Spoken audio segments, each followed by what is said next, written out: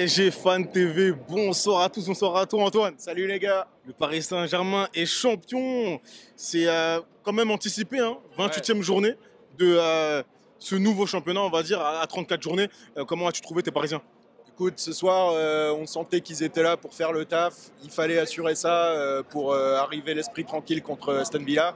Mais honnêtement, dès que le but a été marqué, et même avant, on s'est dit, bon, bah, on pense à mercredi. Et autant les joueurs sur le terrain que les gens dans les tribunes, c'était clairement ça l'objectif de la semaine, quoi.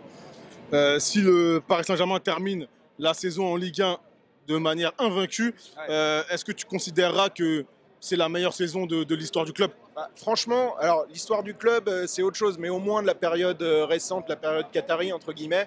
Moi, j'avais le souvenir de cet exceptionnel milieu de terrain, tu sais, l'équipe 2015-2016, je pense, sous Laurent Blanc, avec Mota, Matuidi, Verratti, dans les premières années de Cavani, où c'était pour moi le meilleur PSG qu'on avait vu. Mais cette année, honnêtement, bah, ça explose tout. Parce que tu as une vraie équipe sur le terrain, des gars qui se donnent à 1000%. Kvara, il a fait des retours défensifs ce soir.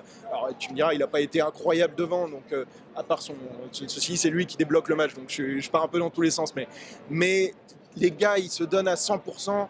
T'en as pas un qui tire au flanc comme on a eu toutes ces dernières années. Et ça, forcément, dans le cœur des supporters, mais ça fait que c'est une équipe qui va rentrer dans nos cœurs et qui en sortira jamais. Donc, au-delà des résultats, au-delà de est-ce qu'on va aller en finale, est-ce qu'on va la gagner, cette Coupe d'Europe, au-delà de est-ce qu'on va finir invaincu, ce qui serait magnifique, cette équipe, vu ce qu'elle nous donne depuis le début de saison, et avec ce management de ce coach, elle restera toujours dans le cœur des supporters. Enfin, comment t'expliques que, on va dire médiatiquement, les gens se soient trompés sur, on va dire, ce que pensait déjà Luis Enrique en début de saison? Écoute, c'est toujours pareil. C'est quel temps tu laisses aux entraîneurs qui viennent.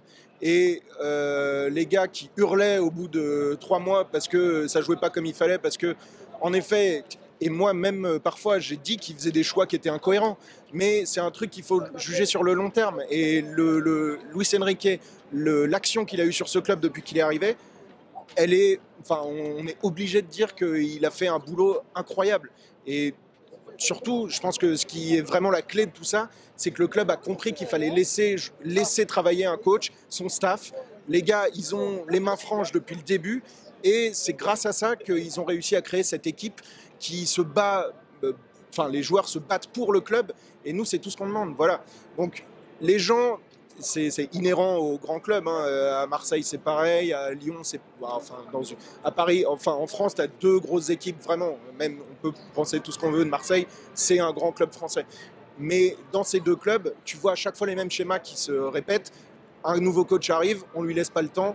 On critique dès qu'on peut critiquer et le type va se barrer au bout d'une saison ou 2. Mais quand on donne vraiment les clés du camion, qu'on fait confiance à un gars qui a autant de talent que Luis Enrique et son staff, c'est ce que ça donne et on ne peut que être heureux. Merci à toi. Merci à vous les gars.